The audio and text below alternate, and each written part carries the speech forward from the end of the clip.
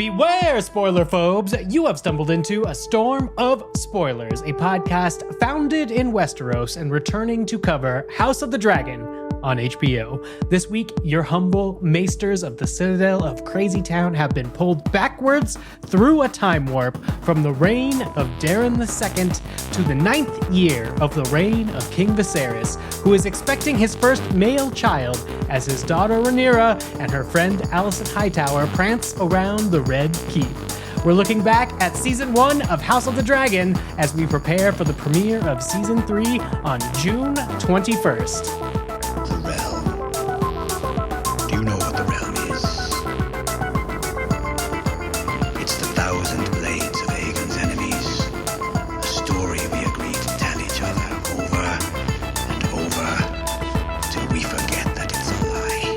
But what do we have left once we abandon the lie? Chaos. A gaping pit waiting to swallow us all.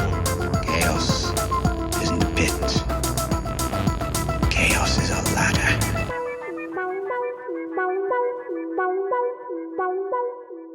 Why, hello again. I'm Dave Gonzalez, and after 15 years of watching Game of Thrones series on HBO, I finally read The Hedge Knight, but stopped myself there, so I have not read any of the other books in George R. R. Martin's A Song of Ice and Fire. And I'm Neil Miller, and I have read all of those darn books in George R. R. Martin's A Song of Ice and Fire series. And I am delighted to welcome you back after a short break to A Storm of Spoilers. Dave, I would like to start with some housekeeping. We have an upcoming schedule that is full. As I mentioned, we were off for a little while. Thank you to everyone who has come back and didn't unsubscribe during our tangent into the Monarch universe of monsters.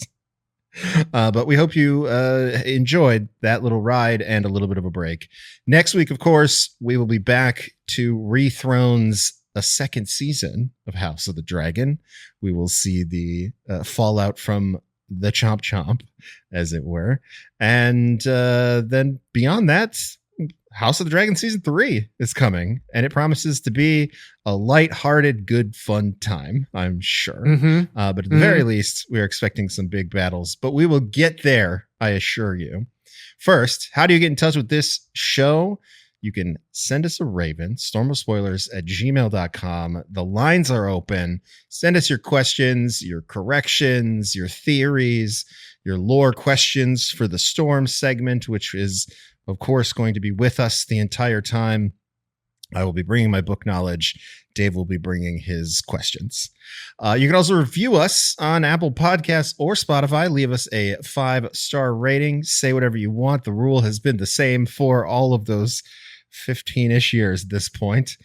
We do have a review this week from someone who listened to our Monarch Legacy of Monsters era.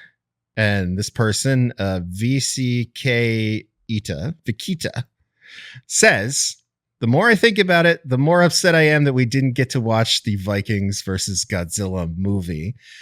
I agree with you. And also, if you are just joining us and you missed all of the Monarch portion of this show, and you're wondering what the hell that means, boy, do you have a treat in store for you. You could even go back and listen to the previous episodes and just like skip the part where we talk about the Monarch show and go right to the RPG game that Dave created, where I created my own very successful Godzilla movie in the end.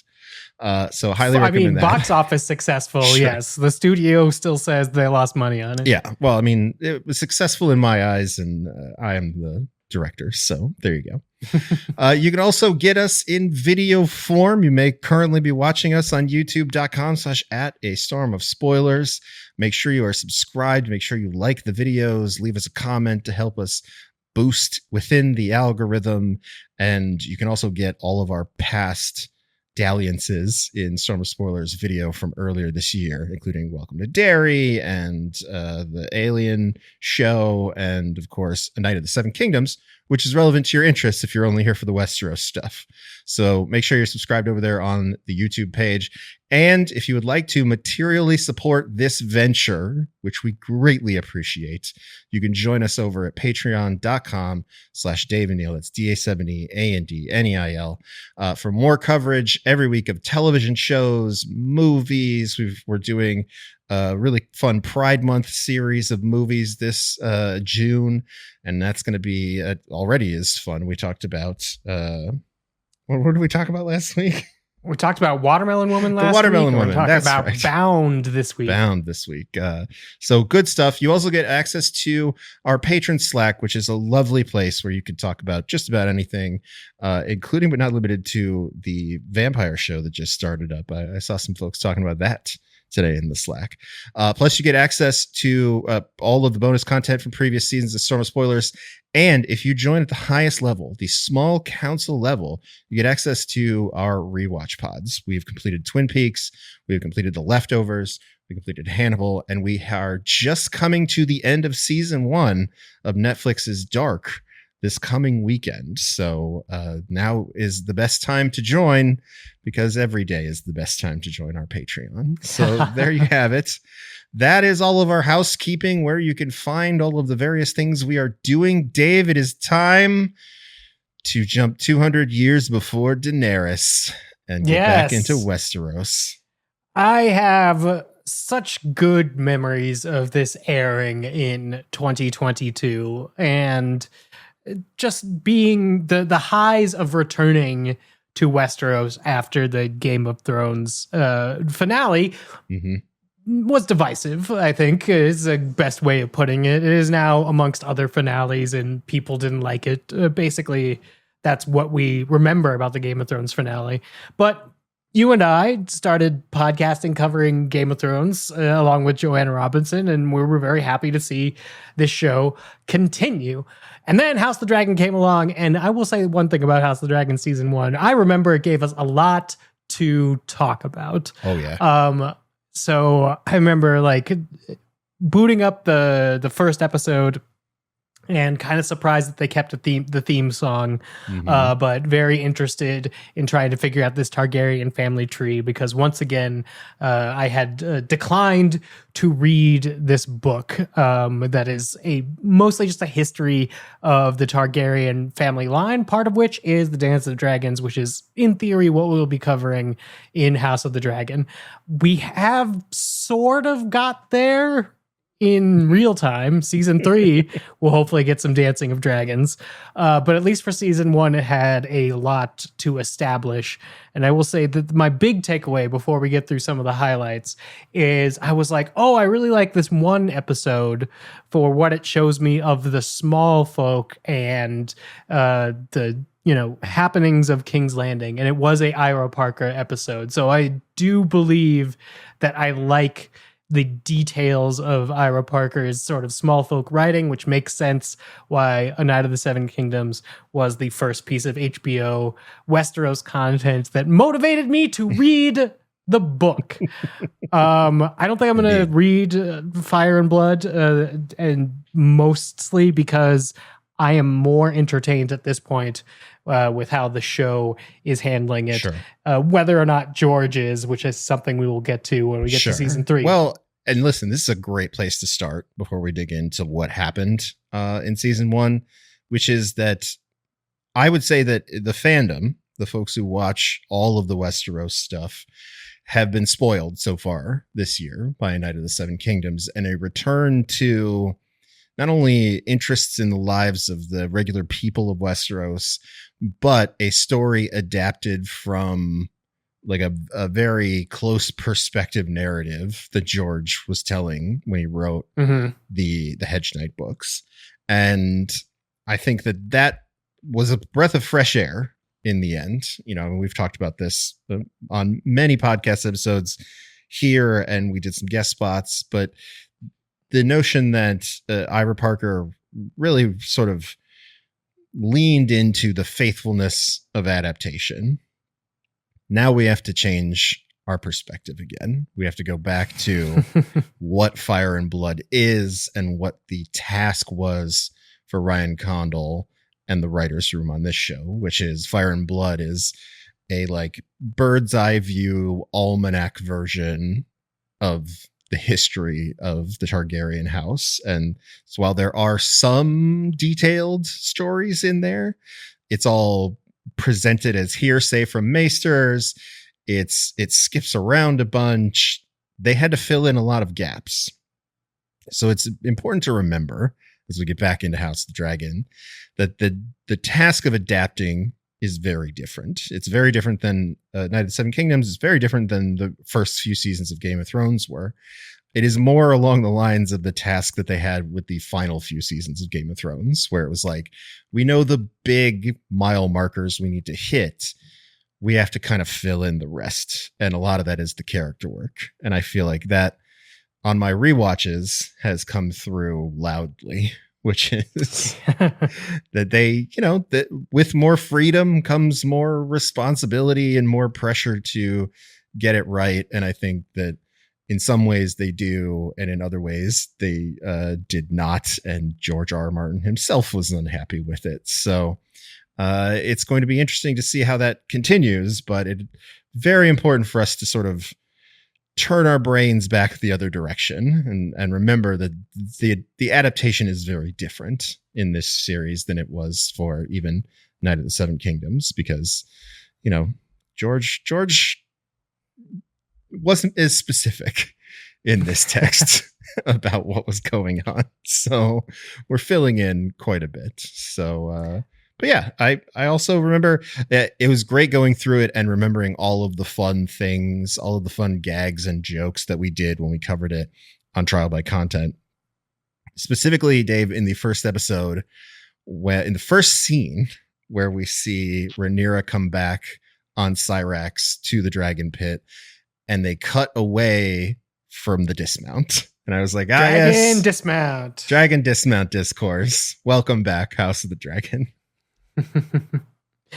I believe this was also, or maybe it was later. Maybe it was later in the series, but we do get a very early in episode 1 that notion that Rhaenyra smells like dragon. And yes. One of our question was, what does a dragon smell like? What do dragons smell like? Does seem important, but we are in a completely different era, as the titles of season 1 let you know, with some very specific fading in case it was too many words telling you it was 200 years before Daenerys. It'll just fade out and say like 200 years before Daenerys. So we're at the Great Council of 101 AC. So this is after Aegon's conquests, right? Mm-hmm. So shouldn't it be AAC? I'm just being nitpicky. It doesn't matter. I think it's just after conquest. After conquest. Yeah. It doesn't matter that it's Aegon's conquest. Love it. Yeah, I mean, everybody knows who did the conquest. Right. King Jaehaerys names his grandson Viserys I his heir in an attempt to save the House of the Dragon from tearing itself apart. He does, of course, look over Rhaenys, but don't worry, she has a lot more to do this season. Years later, Viserys holds a tournament for the birth of his son, during which he is forced to choose the life of his baby over his loyal wife Emma, but neither survive, leaving Vice with a choice of heirs, his volatile brother Daemon or his daughter Rhaenyra. Neil, I will say, I was once again spoiled this year by Night of the Seven Kingdoms being so tournament focused, that this one, I think, plays a little less grand, but maybe serves the story a little bit better. Sure. In its contrasting between like warlike white-like violence and, as Emma says, the battlefield of the women, which is this difficult birth, of which we're going to see several this season. Yeah. Well, and I think still some pretty good action, like especially like some of the like close-up shots of when Daemon is like almost unhorsed, and he like his armored torso is like sliding against the rail in between the lists.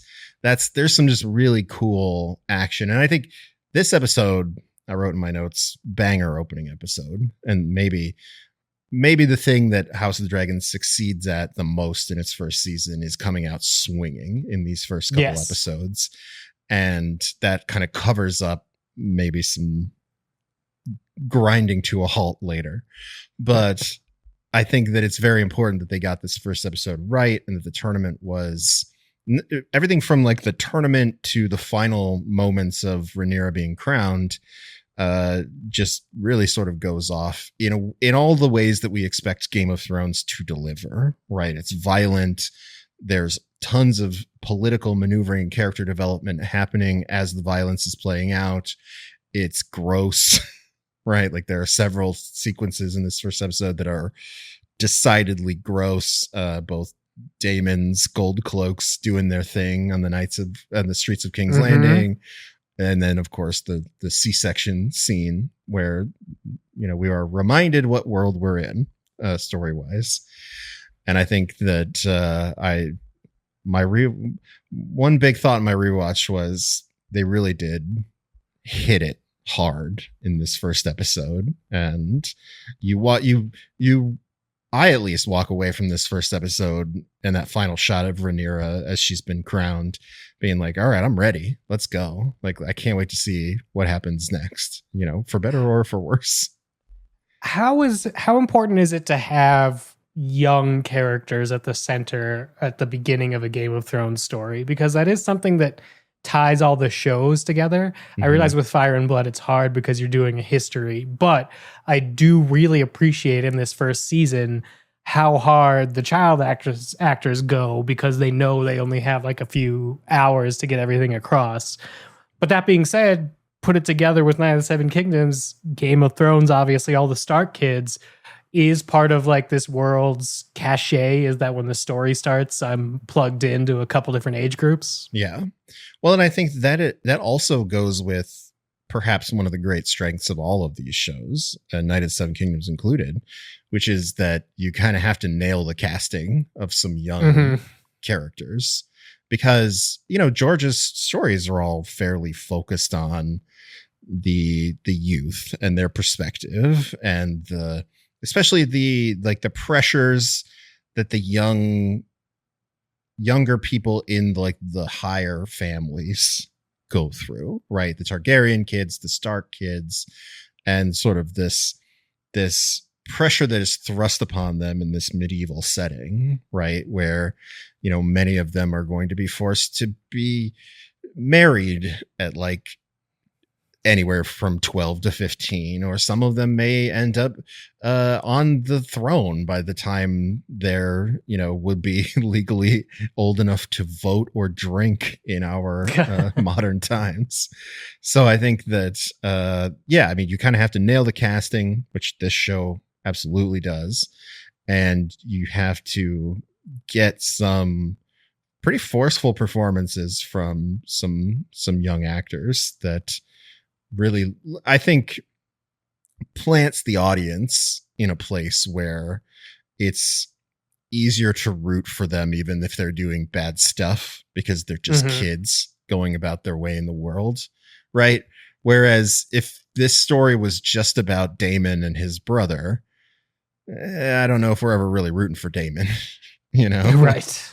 He's kind of a piece of shit from the beginning here, but the fact that his story is going to be intertwined with these two young women who are starting off as friends, something that is actually different than it was in the books.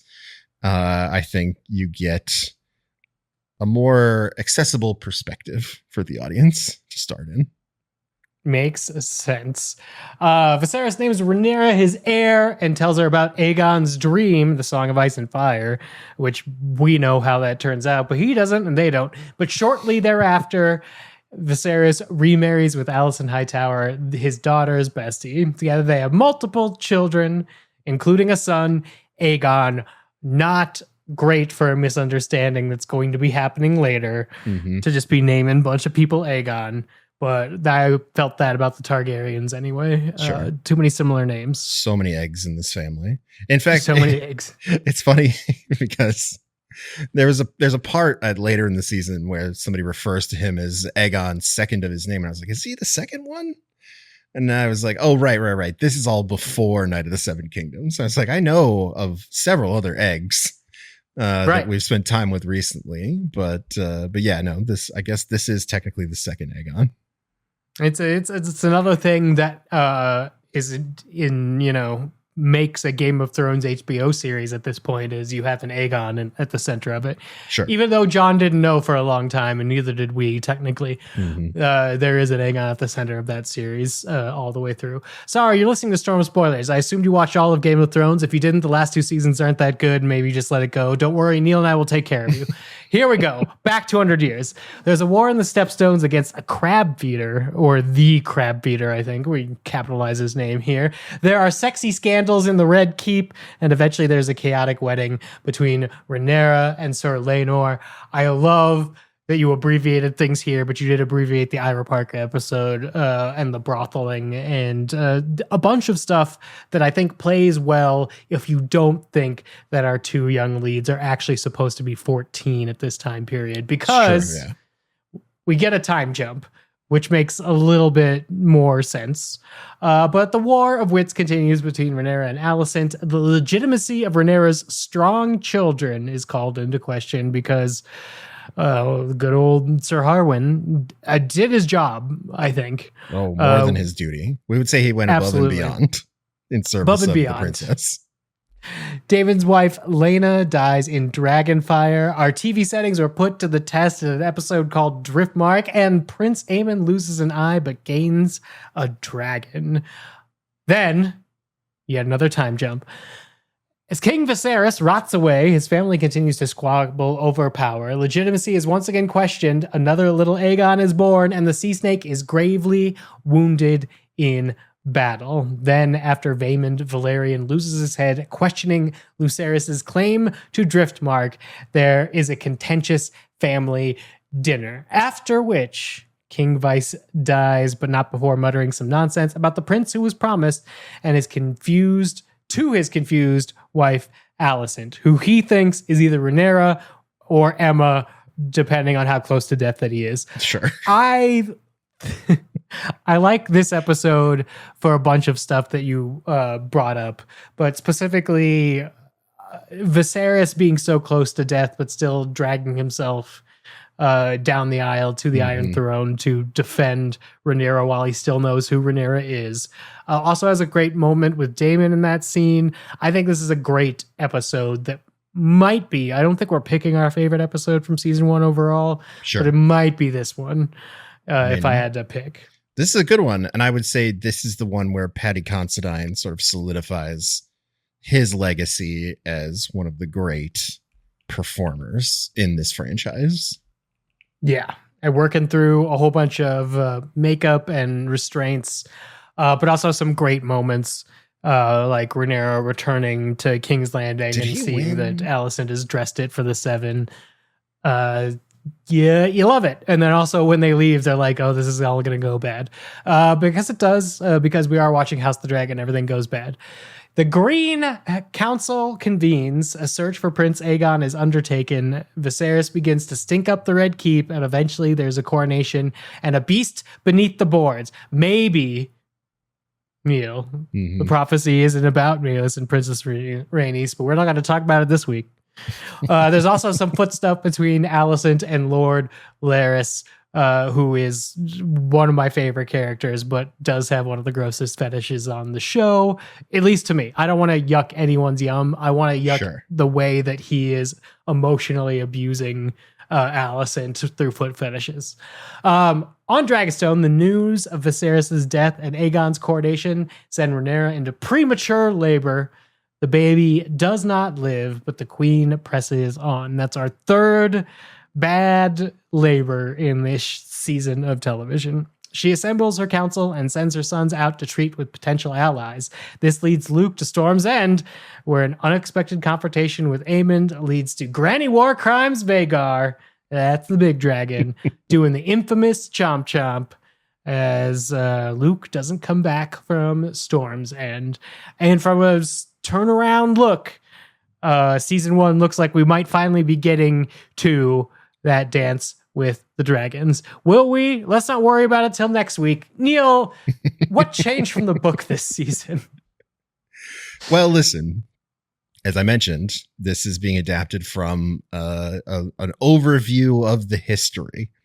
So they did take some creative license, let's say, all right, in ways that I think are very of its time, right? And in ways that I don't think that the original Game of Thrones show would have dared.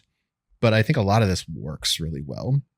There are, of course, aesthetic changes to certain characters, mostly the Valyrians, by essentially they were described as pale Valyrian stock in the books, but they have been recast, of course, by the masterful actor Stephen Toussaint and several other black actors who, as fictional characters from a completely magical made up city of old Valyria. This didn't bother me, but I was reminded that it did bother some people, which, it is what it is. And that feels, I guess, like a very 2022 thing, but also maybe something that I feel like we don't have to deal with too much anymore these days. I am curious to see if this discourse comes back up for season 3, because it was there for season 1. It was less so for season 2. Most people are just chill humans about this and we're like, who cares? Again, they're a fake family from a fake city in a fake world. It does not matter what their skin color is necessarily, but some people are like, we're going to be weird and racist about this, including some pretty hardcore OG Game of Thrones fans, which was disappointing. For me, the greater change was always that Princess Rhaenys in the books is described as having dark hair because she's part Baratheon. Her mother was a Baratheon. So for me, it's more of a hair color thing. And that goes to some other concerns about wigs that we can talk about as we go along. Well, I also like the hair color thing ultimately being the thing that's more important, not the black thing. Yeah. Because later on when Vaemon's making the argument, like, our house is going to be basically deleted by the House Strong. Like, House Strong's going to overtake our house. And, Corlys is out here saying, like, people remember names, not blood or whatnot. But it's much easier to be talking about dark hair versus gray hair, both in the Strong storyline and in the Valyrian storyline, if we just are talking about hair and we're not talking about skin tone. Exactly. So Rhaenys being white with gray hair actually, I think, plays better visually and in terms of how they're trying to do the Lord of the Tides succession drama.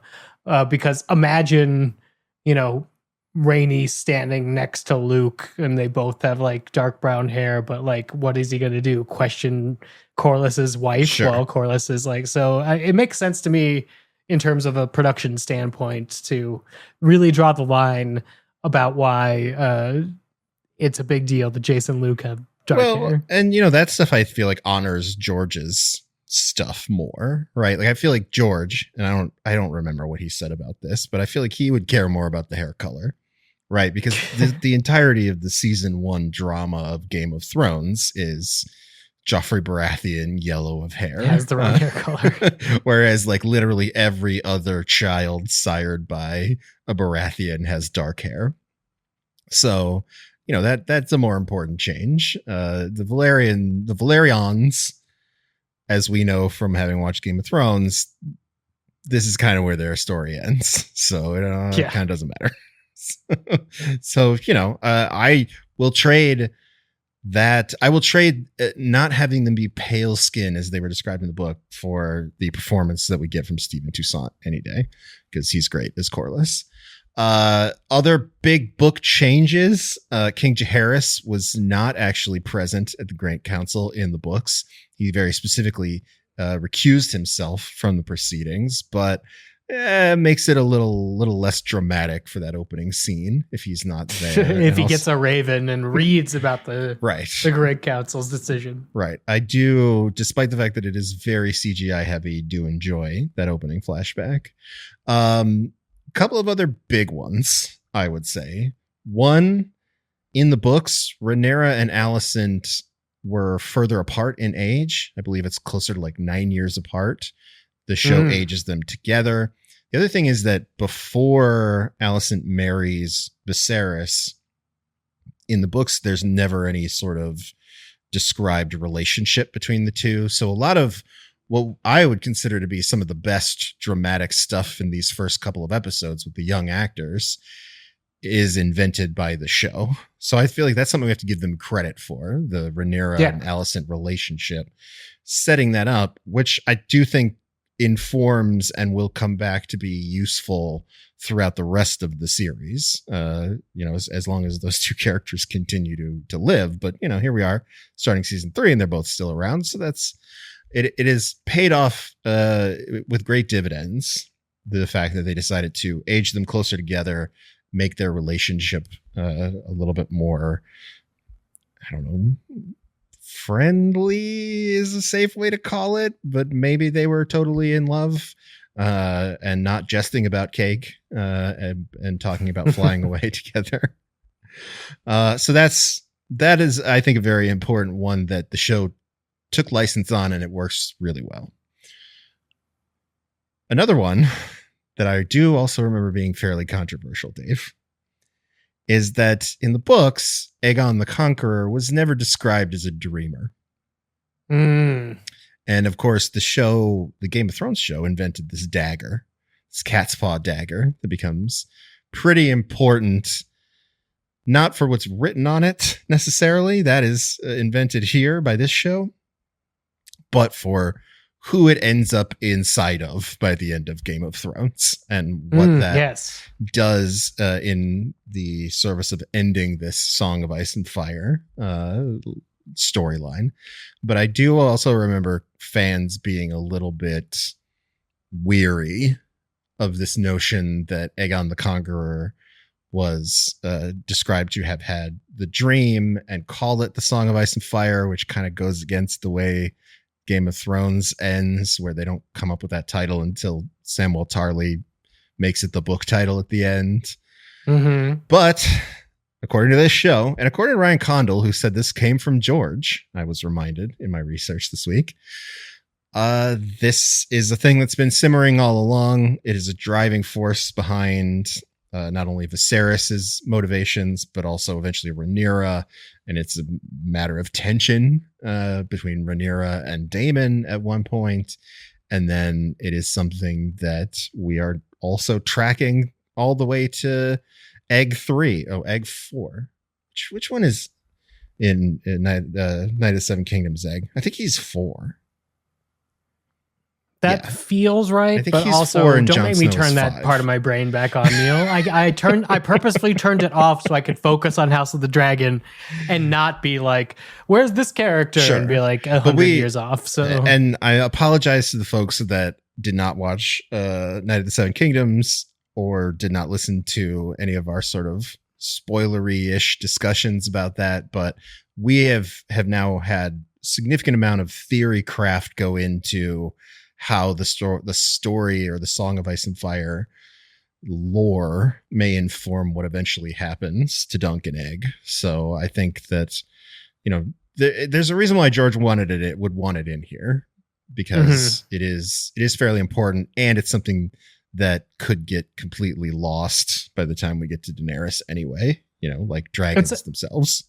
It's a fun, it's by definition a retcon, but it's a fun retcon that I don't mind too much, that we saw the conclusion of the prophecy, and now whenever they feel like it, they sort of massage in how dangerous it is when you're interpreting a prophecy and you get the wrong interpretation, which they did in Game of Thrones too, because that's like Melisandre's character, essentially. Right. She keeps picking the wrong person. But now we're going to see that it's sort of, what this show establishes is that at the beginning of the Targaryen reign, they sort of doom themselves with a prophecy. And throughout, from Aegon the Conqueror all the way to Daenerys, it appears like they keep going through this loop of thinking they've finally found the prince who was promised. And then, like Melisandre, learning through happenstance that that's not true. Right. But we haven't seen the end of Night of the Seven Kingdoms or House of the Dragon yet, so I don't know if that's the loop we're on, but it does seem to be popping up. And I do like it as one of the wedges that ends up in between Rhaenyra and the blacks and the greens in this story, which is the reason why Rhaenyra doesn't just like give up or allow her half brother to become king is that she thinks she's the one who has to carry forth the prophecy. And therefore we need to have Dragon War, which is great for the VFX houses, let me say. A couple of other changes. Again, the Valerian's got most of the changes, it seems, character-wise. Because Vaemon Valerian, I was reminded, is in the books, he's Corlys's eldest nephew. He's not his brother. Doesn't really change a whole lot for his storyline, except it gives him a slightly better leg to stand on when it comes to his accusations toward the Strong Boys and his reach for potentially being the Lord of High Tide and taking over the house. The other thing is his, in the book, nieces. Bela and Rhaena are supposed to be twins, but they're not really twins here in the show. This is more of a subtle one. And I think in the show they're presented as being like a year or two apart. Again, not a big deal. Unless, well, I think it's something they can sort of massage out later. But Bela and Rhaena, are the fact that they're twins, I think, is slightly more important later in the story. But I don't think that's going to be a huge deal. I don't remember that much about season 2 and our speculation around it, but I do remember that Bela looks like she might be going through some general changes from the text overall. And so maybe this is just the beginning of setting that up. Yeah. I mean, for the most part. And we do, I mean, we'll get to it when we get to season 2, but there are some significant changes to Rhaena and whether or not she is being substituted in for a different character. But I mistook those because I was definitely referring to the thing that you're talking about. So we'll see. Can't talk about that this week. That's the next week. But we'll get there. Also, in the books, Sir Laenor's death is believed to be more real and permanent, whereas the show immediately cops out and is like, nope, he's alive. He just shaved his head and he went off to live across the narrow sea with Carl with a Q. And so there's I liked it more this time around. Sure. Because I know how things go. But I remember when this aired, I was just like, how does dragon pairing work then if Seasmoke thinks he's dead? Like, you could lie to the dragons? Which still sort of bothers me, but this time I was much more able to focus that I'm happy that Laenor got out of there. Well, and it does, because everybody else is just doomed. It does put us back on Laenor watch, though. This is something I had forgotten in the intervening time, which is that if Laenor, we know he's alive, and obviously in season 2, Seasmoke makes a new friend, but could they bring him back, or are they just going to let this go forever? Which I think is it, because it feels like a very specific choice to me that they're making, where they reveal that Laenor isn't actually dead. And it could almost be one of those things like, hey, George mentioned to us that Laenor comes back later. And so, like, who knows? Maybe season 3, we could be on Laenor watch. So I'm going to be on Laenor watch. But it's not like in the histories, right? So, like, I don't know. Or the history that we know. Yeah, but, Laenor is dead.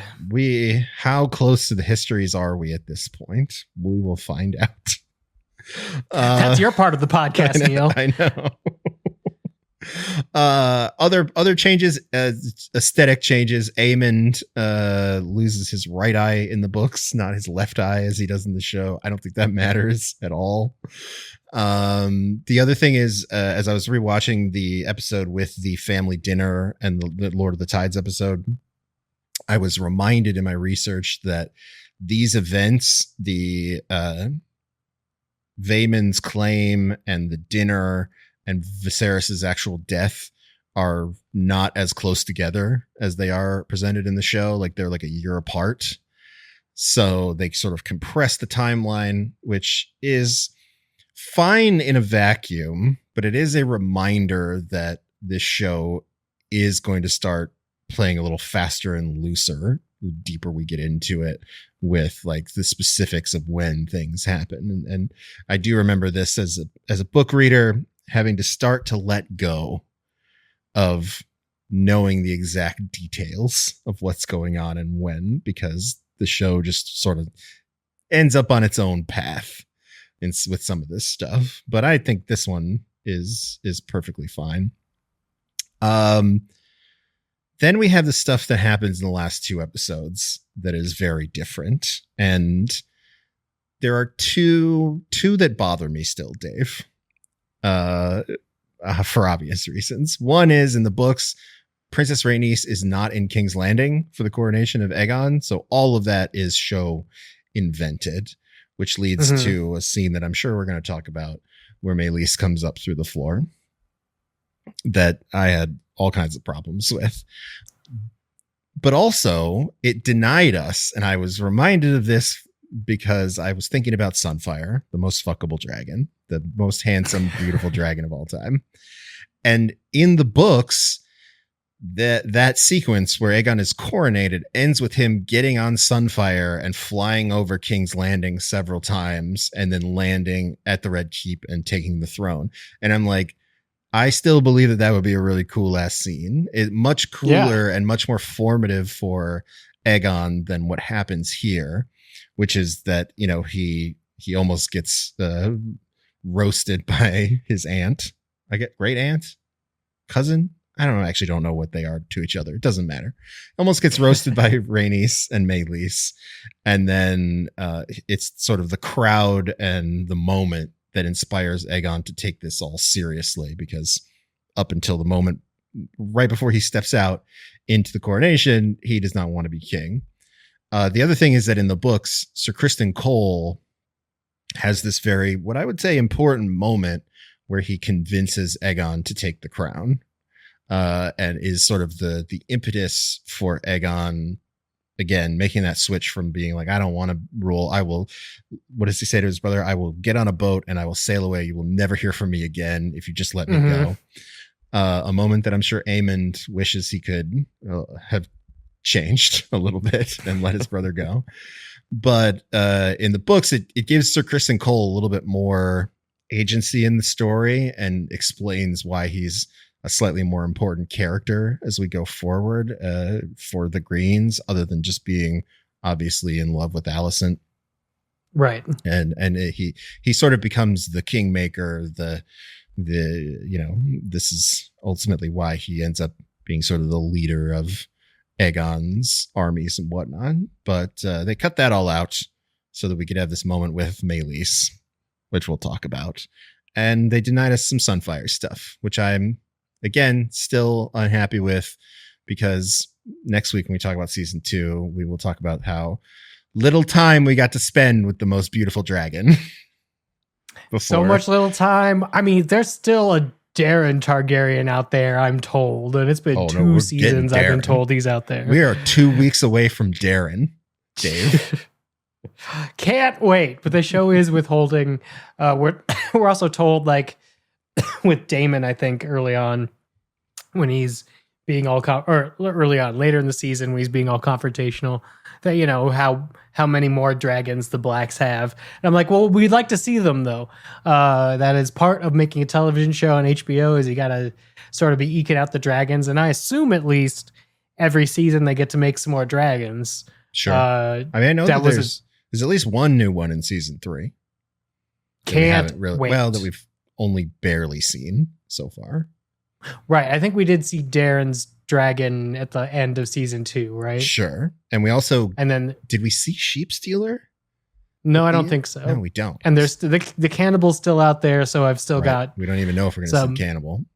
Would love that. Either way, each season you at least get to model some new dragons. I'm excited to see where we get in season 3.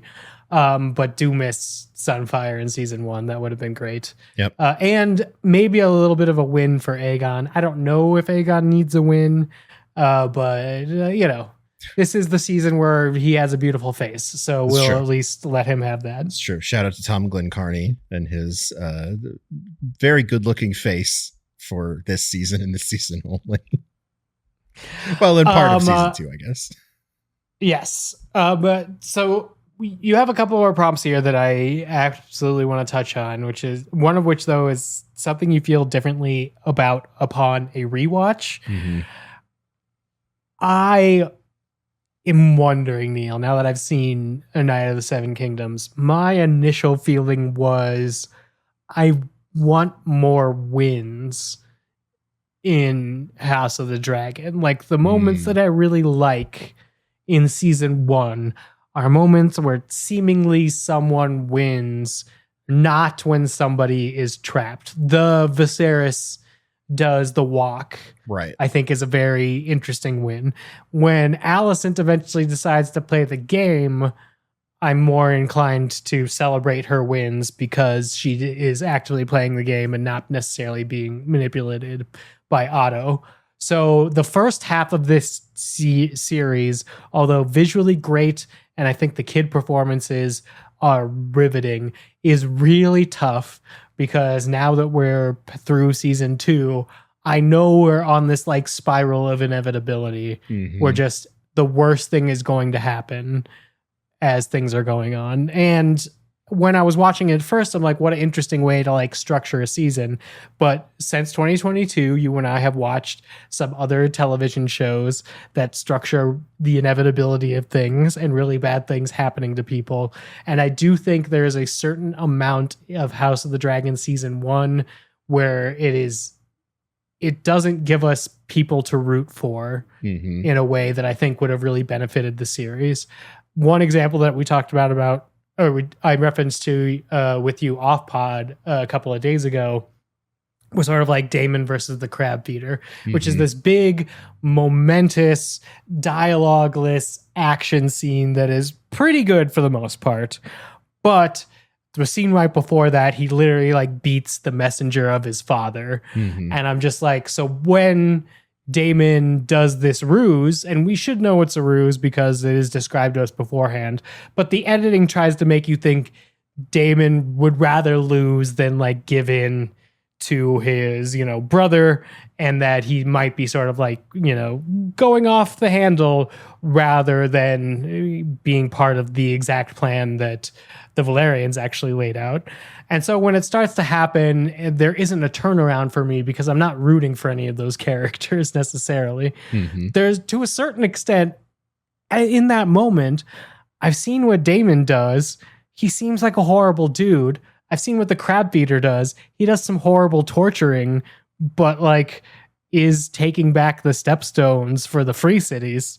So I think House of the Dragon season 1 has a real like episode to episode protagonist problem where by the end of it, they're like, look at all this horrible stuff that's happening. And I'm like, if all this horrible stuff is happening, I'm supposed to feel okay with it.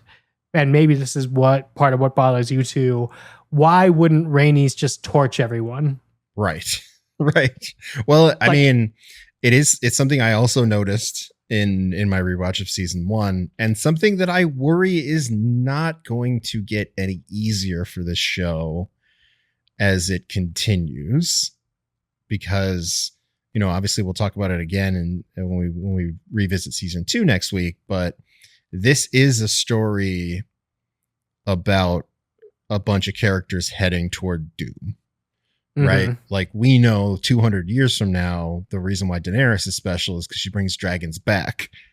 So in between here and there, all the dragons have to have something terrible happen.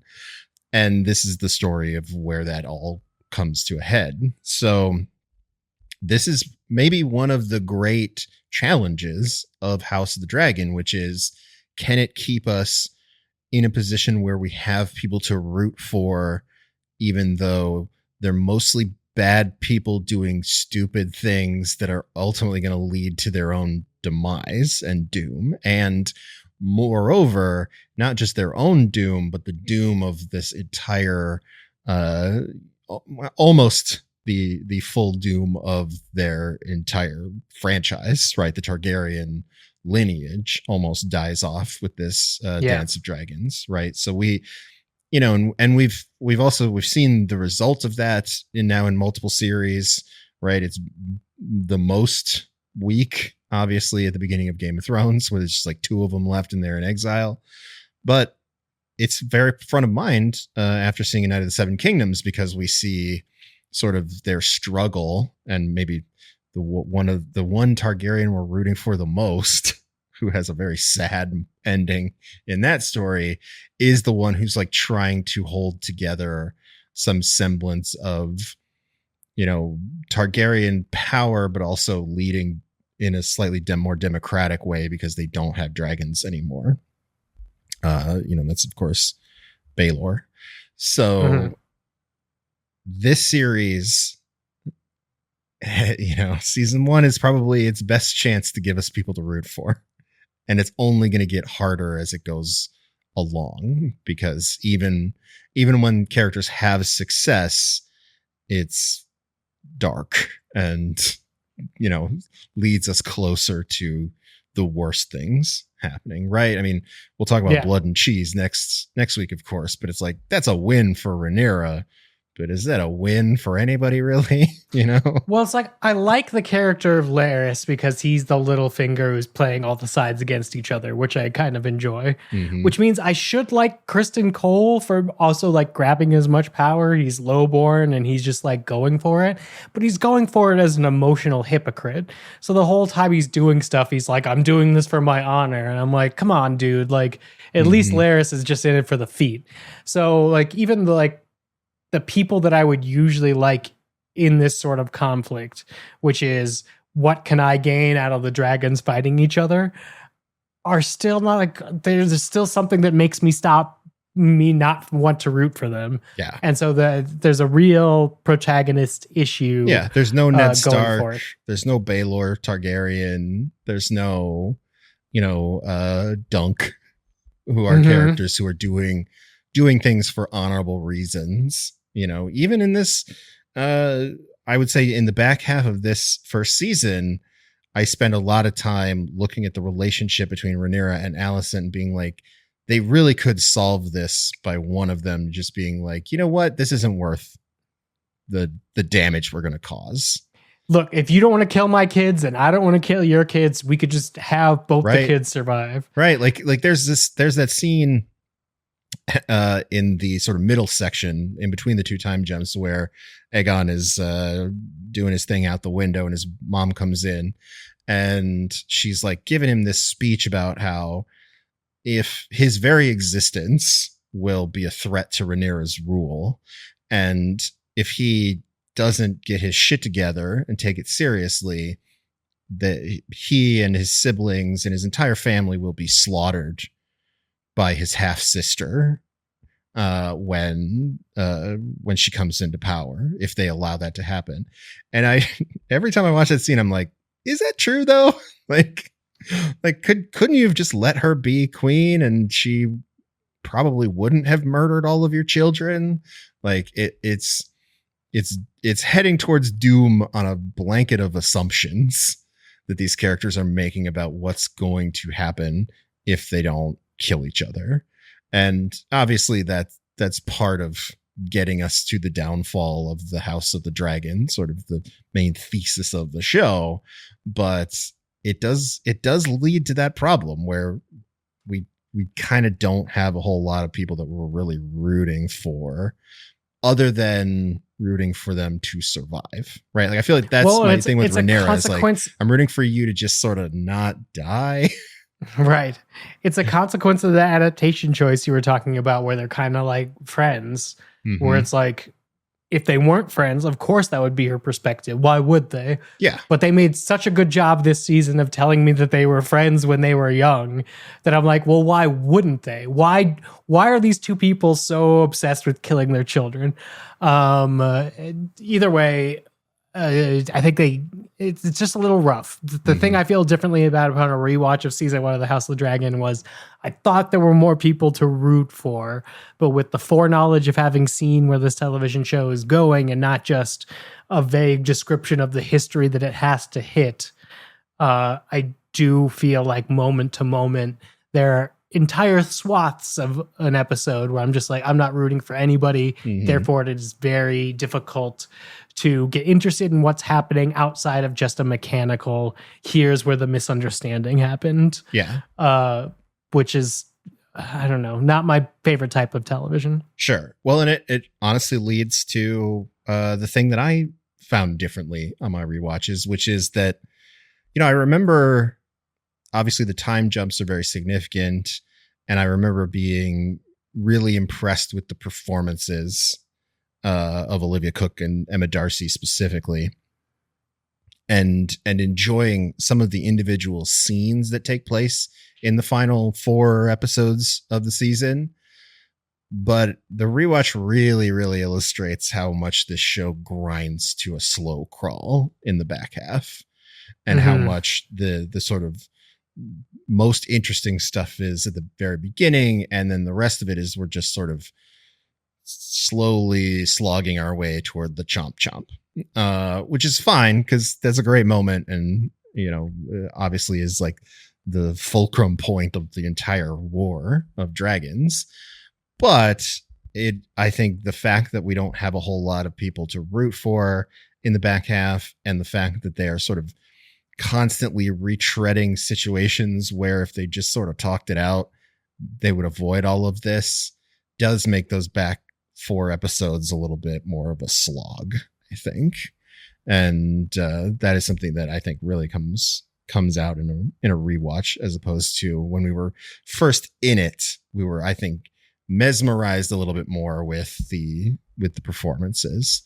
It doesn't help here to hit some of the things I would do differently. Yeah. If I could, for season 1. It doesn't help that one of the first episodes is Driftmark in that sequence, which is the one where they decided to shoot ADR or HDR day for night when the technology of the time was not ready for prime time, in the sense that it really looks bad. It's funny because obviously all of my stuff is very meticulously calibrated for the Neil settings, but I did make the mistake of watching that episode in the middle of the afternoon earlier today, which should be your right as a television viewer. That's why we get mad at it. Like, I get why it's there, but this Driftmark is the apex of that time period in television where everybody was color matching, in a studio, assuming you would be watching it in like theatrical level lighting, and a bunch of TV of 2022 looks like this, where it's too dark. Sure. Yeah. And listen, I was an advocate for consumers to be better with their TV settings and to understand the lighting in their room. But the more and more I rewatch that episode, the more and more I'm on the side of the people who are angry. And I'm like, this should have been easier to watch for everyone, regardless of their situation. Your Neil settings revelation works perfectly for the long night. I will defend you and that episode as being shot correctly for what it is till the end of time. Driftmark is shit because Miguel Sapochnik decided that he didn't want to do any night shoots after the long night. And so we get this technological mismatch. And the saddest part of it for me isn't so much like Rhaenyra and Daemon on the beach that I can't really see. Like, that's fine. I get it. But that's like some of the best Vhagar stuff this season. And it's kind of muddled. Yeah, it's tough. But Granny Warcrimes deserved better. So yeah, I mean, I'm my 1 out of 10 rating of Driftmark goes down every time I see it. It's almost in the gutter at this point. So that would be a big thing that I would change, is not shooting day for night for Driftmark. I mean, just set the fucking episode during the day. Who cares? Right. Like, there's nothing in the books that's like this Vhagar had to be claimed in the middle of the night. He could have done it in the early hours of the morning and then still had the same situation play out at the end of the episode, but there was just daylight outside. So that would be one. The other one that I noticed, I also had in the notes the Aegon flying on Sunfire thing, but I've said enough about that. But the other one is this rewatch, especially the wigs really come out. There's some bad wigs. Daemon's early season 1, like long hair look is pretty rough. Young Laenor's like short dreadlock look in the sequence where they're finding out that they're going to be betrothed together is pretty bad. The same thing for Sir Joffrey Longmouth, who gets his face punched in by Sir Criston Cole later, but during the day we realize that his wig is terrible. I would say the first half of this season has some really rough wig stuff that they kind of figure out toward the end of the season. For, like Emma Darcy's stuff looks good. The Bela and Rhaena's wig situation looks really good. Like it takes them like 7 episodes worth of production to get to the point where they figured out what everyone's hair should look like. And I would maybe have started figuring that out a little earlier if I were in charge of this show in a time machine. That makes sense. But Neil, I feel like we've been a little tough on it. So Sure. Let's take a little break and then do one of our favorite things to do anytime we read Thrones, with this, our Georgies, our superlatives for our favorite things about season 1. Coming up right after this.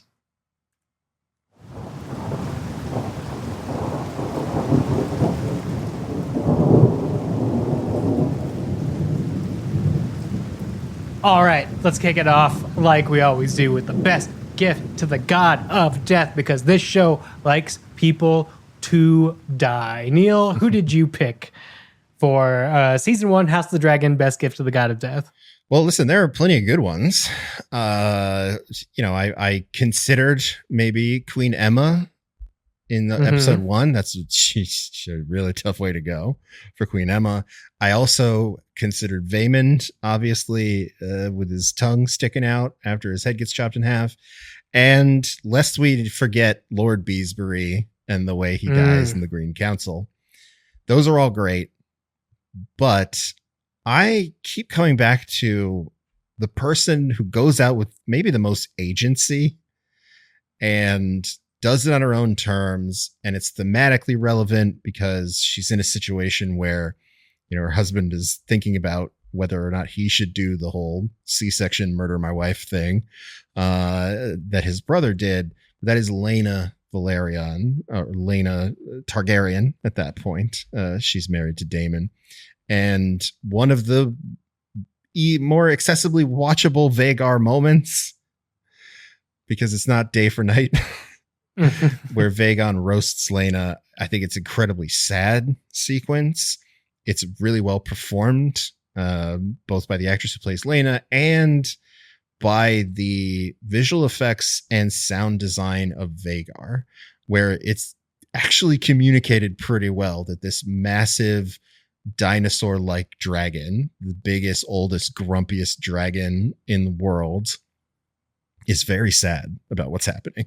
Right? Like it very easily communicates that like Vhagar doesn't want to do this.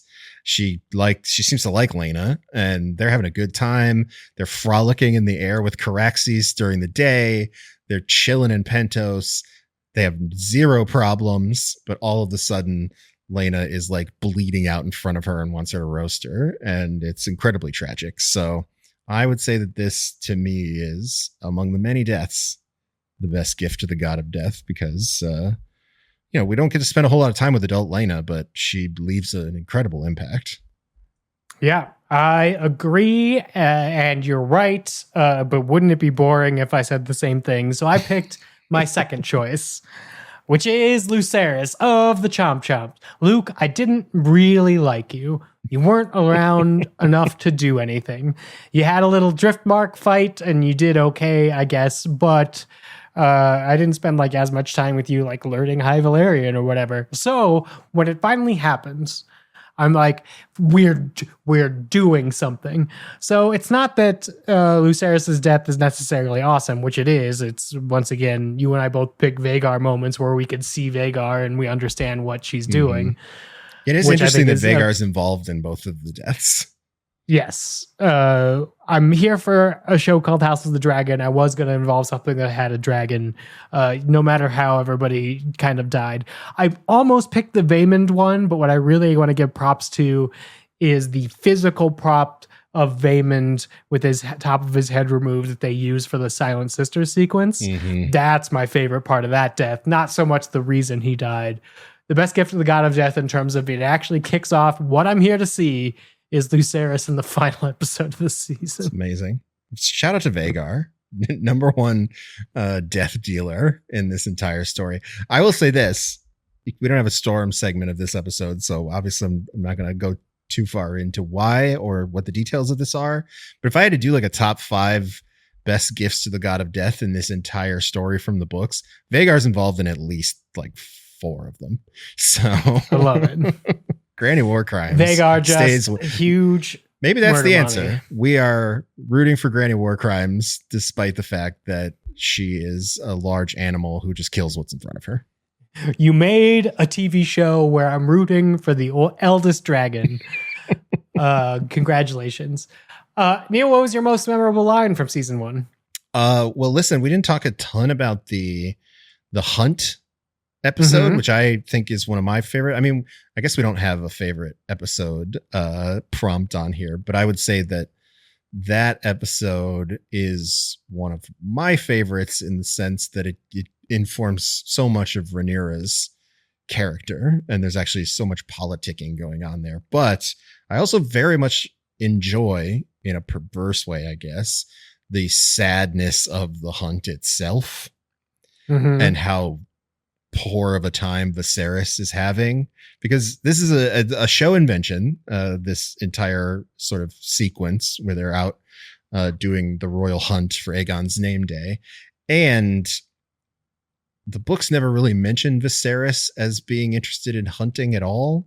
The show references it multiple times, like all the way to like the finale episode where Rhaenyra, or when Alicent and Rhaenys are talking, and she's like, "You should have been queen. Viserys could have lived his life as a country lord, hunting and reading his histories." And I'm like, he didn't like hunting. I know that from the books.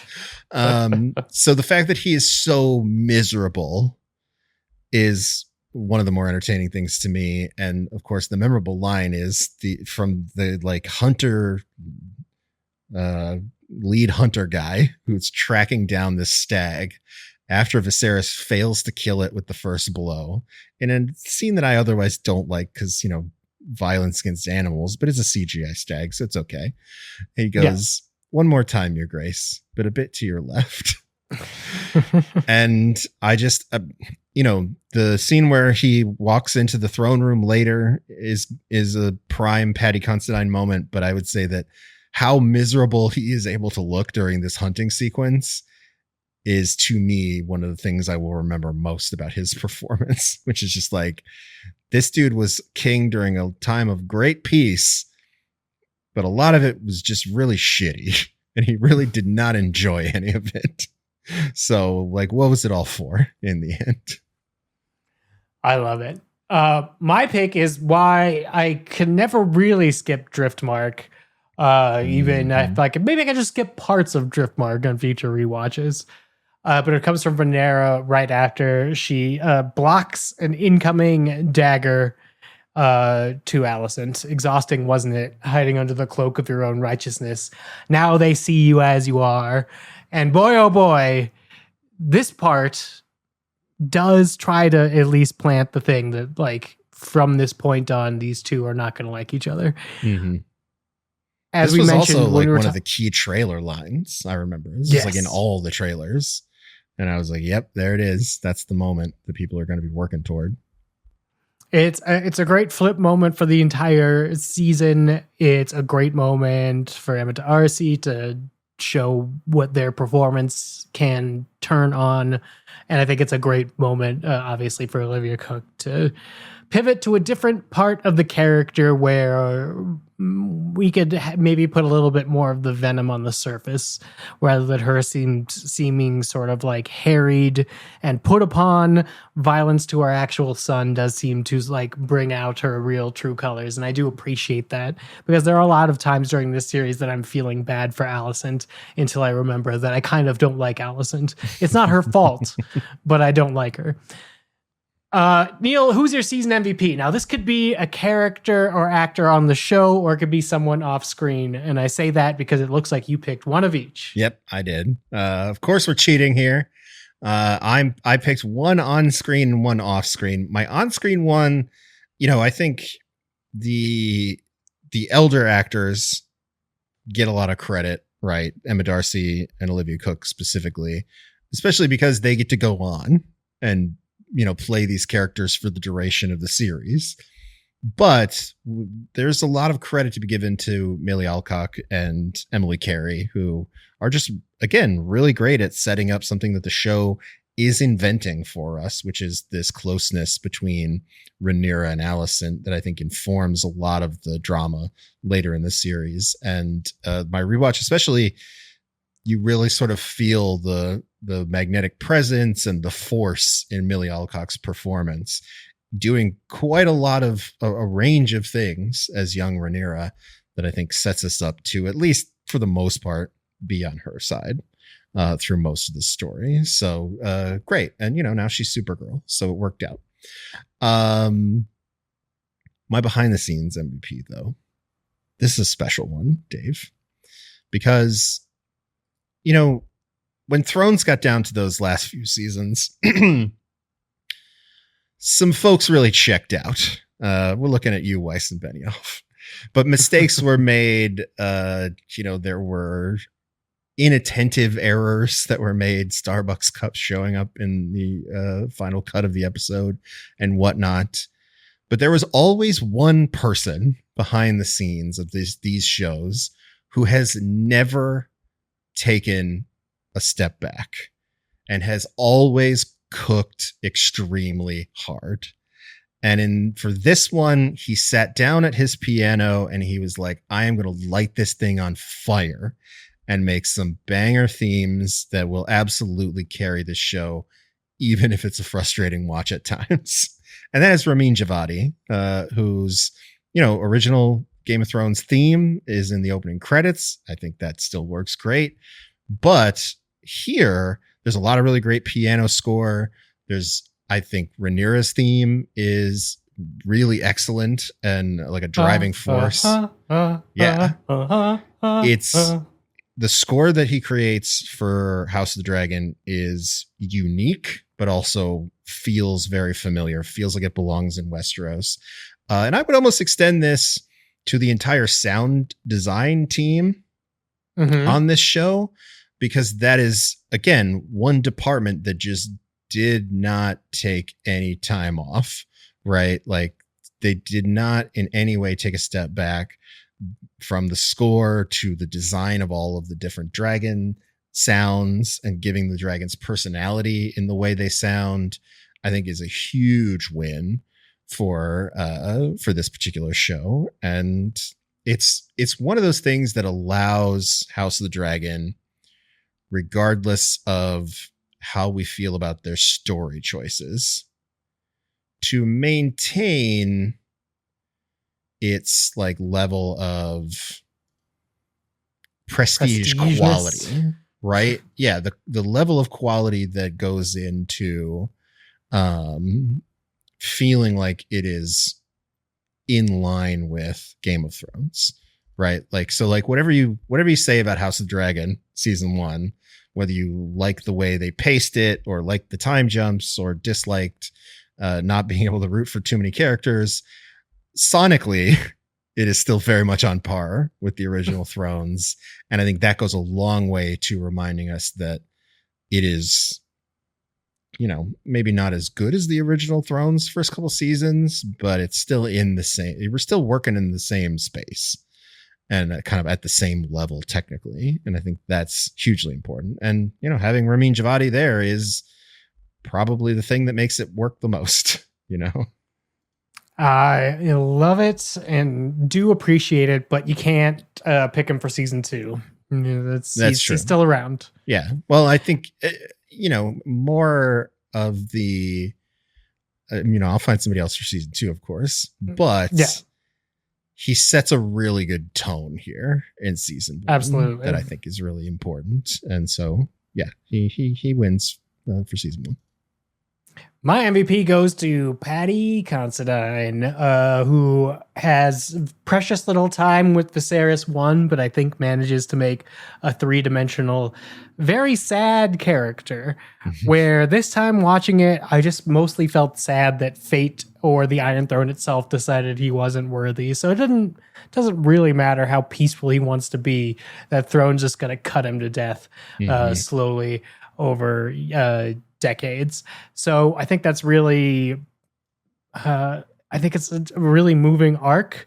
I think he, as a character, is the one I blame the least for some of his actions, because he does seem to be blithely manipulated. But as you mentioned with like the hunt episode, he's also a little bit of the idiot. He's like, I thought I would be able to have a hunt and we get away from all of these politicking, like while his daughter is still the heir and not married. Like, what did you think was going to happen? Why did you insist she come along if you thought that this was just a hunt for your family? But it's because poor Viserys is dumb and he just wants to go make his little model and not have to do anything else. And every time someone asks him to make a decision, he doesn't, until he eventually makes the one that seems right to him, but is ultimately wrong for the realm. I just like the performance a lot. And I do think it manages to get a lot across through a bunch of special effects towards the end, which I also think are well executed. And I wanted to give him an MVP because, like you and Millie Alcock, this is, I think, all he's going to get in the dance. Unless he's a White Walker that we didn't hear about somehow. I think this is it for good old Vice. Unless he comes back in dreams, which he could come back in dreams. Whatever. Yeah, why not? I don't know if HBO wants to pay him for that, but I would love it. Sure. All right, it's time for the best, worst polygons. Neil and I have each chosen a best and a worst. Let's actually make sure we end on a positive. So start with your worst, Neil. What's your worst polygons of the season? Well, listen, anybody who listened to our coverage on Trial by Content will know exactly what I'm about to say. I've teased it already in our discussion here. It is the digital dust of Meleys coming through the floor during the coronation sequence. Upon rewatch, I will say Meleys still looks awesome. And there are actually several shots where, despite the fact that she's covered up with a cloud of digital nonsense, aka dust, and despite the fact that the physics and sort of spacing and logistics of this sequence don't make a lot of sense as far as like, why is she coming up through the floor of the dragon pit? There's like a ramp right to the side. Anyway, all of that aside, there are parts of the sequence where Meleys looks awesome, especially when she screams at the Greens on the stage. That's pretty cool. And I would say that this, there's also some really good volume stuff of Rhaenys, of Eve Best on top of Meleys that looks good. But overall, the digital dust of it all just still grinds my gears. It's like, we didn't need to do this like this. You could have kept the Meleys part of this sequence and not done all of this nonsense where she comes up to the floor and we're very confused as to why everyone in the room isn't dead. And then you could have also done the Sunfire flyby at the end. I'm just saying. Just saying. Could have been that. My worst, we also kind of talked about, but it's Aemon claiming Vhagar in Driftmark. I think it has the most sketchy volume stuff where they are projecting stuff onto that child actor, and it's not that child actor's fault, who I think is performing on the saddle as well as they can. But every time he needs to be integrated to a special effect, there's either a lighting problem or a composition problem that is flattening poor Vhagar or just making him stand out as comped into a digital world very, very obviously. There's even some bad masking, but I don't want to get into that too deeply because it just looks like bad masking, even though they supposedly shot it in the volume. So I don't know why it would be bad masking, but the fact that it looks like that and the fact that I could ID that in a scene that I could barely see anything, it's just really, it bothers me that there's a better version of that scene, like you said, that just takes place at a different time of day. And all it would take would be changing some renderers because the model's there, the animation's there, the performance is there. It's just all thrown together in a really flattening way. And in flattening all of those colors and contrast, the composition is wrong. So I don't like it. I agree. All right, we're done. Best polygons of season 1, Neil. What do you got? Well, listen, I'm going with the Castle Establishing Shot collection. because for all of the things that they get wrong, Driftmark, they absolutely nail one of my favorite things in this season across the entire season. So this includes the opening sequence where we see King's Landing for the first time, where it's a very recognizable version of King's Landing, but it's obviously a different time than what we've experienced. There's in episode 5, we first see High Tide as an island, as the king's what do they call that, palanquin, his horse and buggy situation is rolling up to it. That looks great. There is, of course, in the finale, our first really good look at Storm's End, as Luke is flying on Arax to get to Storm's End. They nail all of these initial, and there's also one of Harrenhal in the episode where the Strongs go back to Harrenhal, where it's like they really do nail all of these locations and remind us in a way that, you know, A Knight of the Seven Kingdoms doesn't get to do because it's so focused on like one specific area.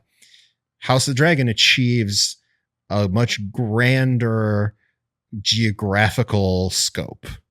And a lot of it is digital. A lot of it is just digital castles looking awesome. And I think that every single one of them looks really great.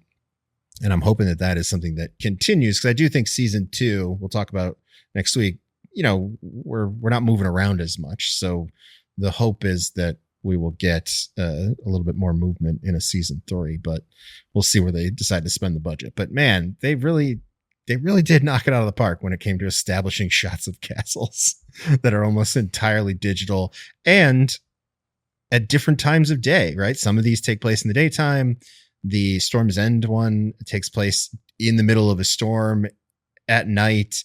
And you would expect, especially given its proximity to the coronation scene, that it would just be a muddled mess, but it looks awesome.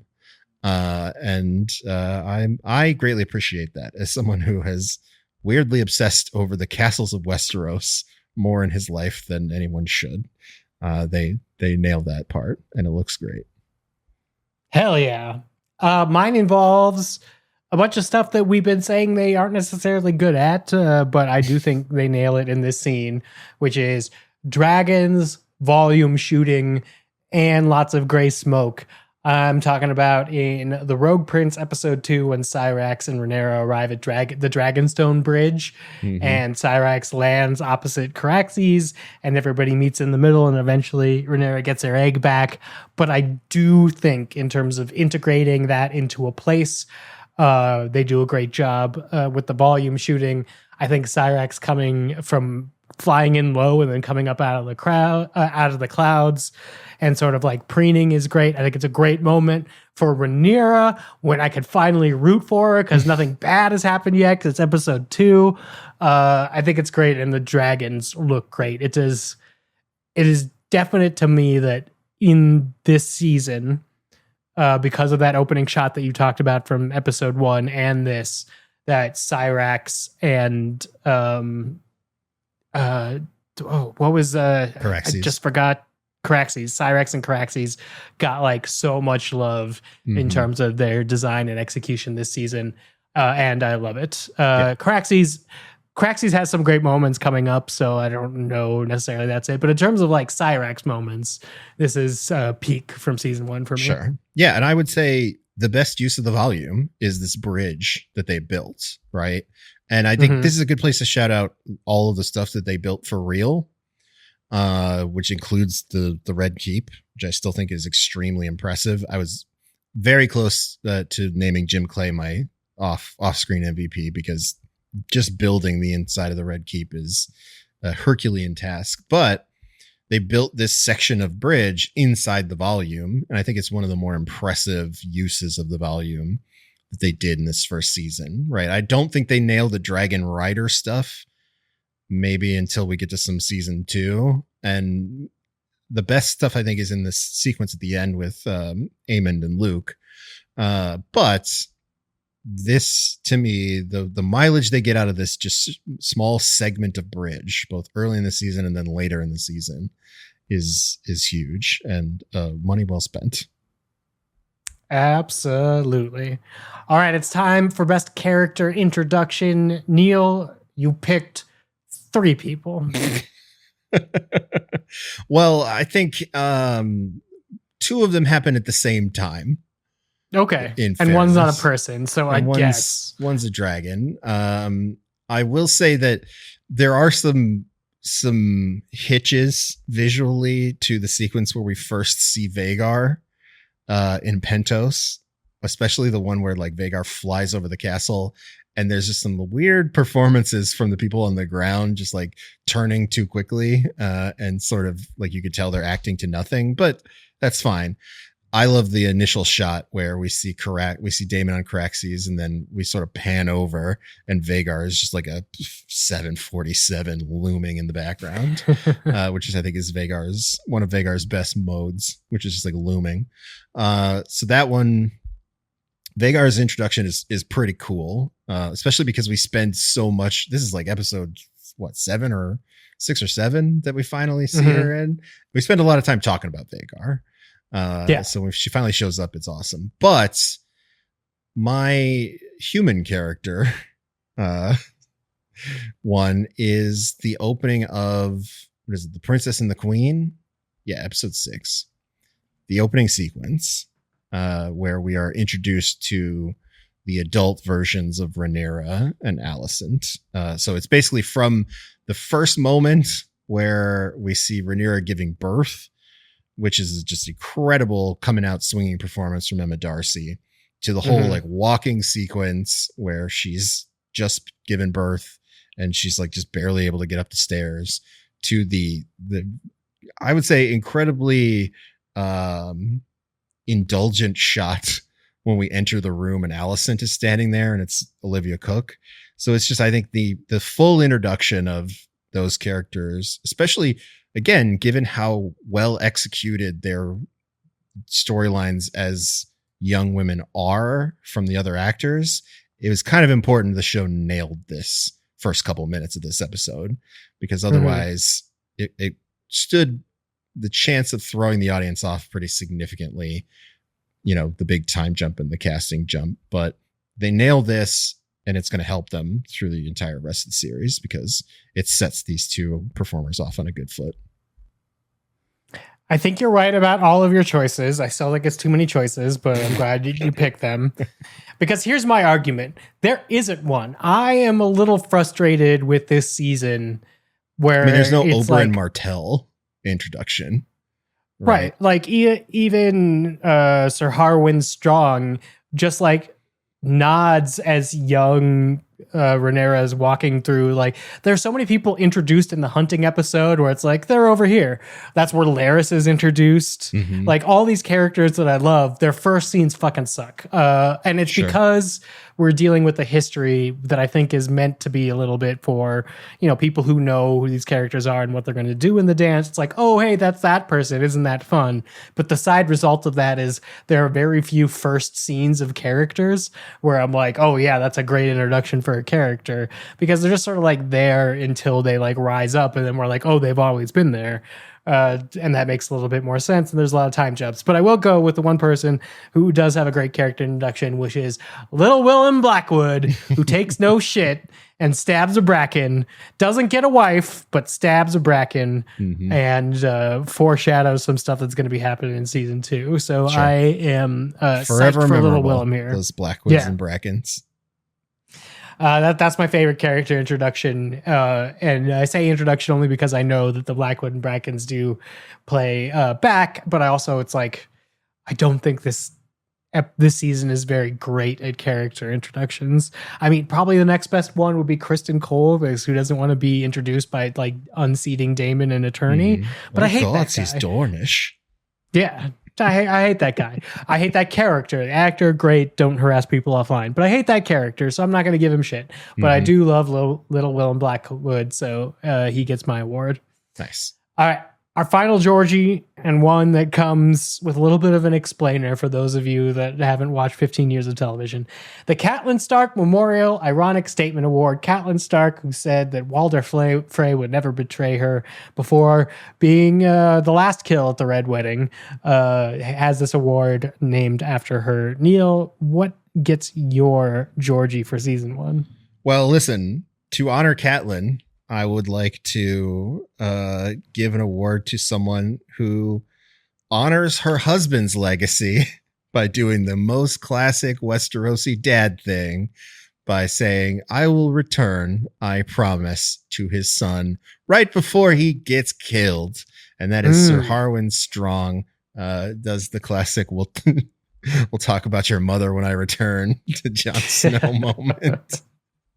Which, it's a subtle one. And again, Sir Harwin, we don't spend a ton of time with him, but on my rewatch, this one really did stand out. I'm like, oh yeah, he does the thing. He does the Westeros dad thing where he's like, I basically promise not to die. That has only ever worked out for like one character in this entire story universe, and that's Samwell Tarly.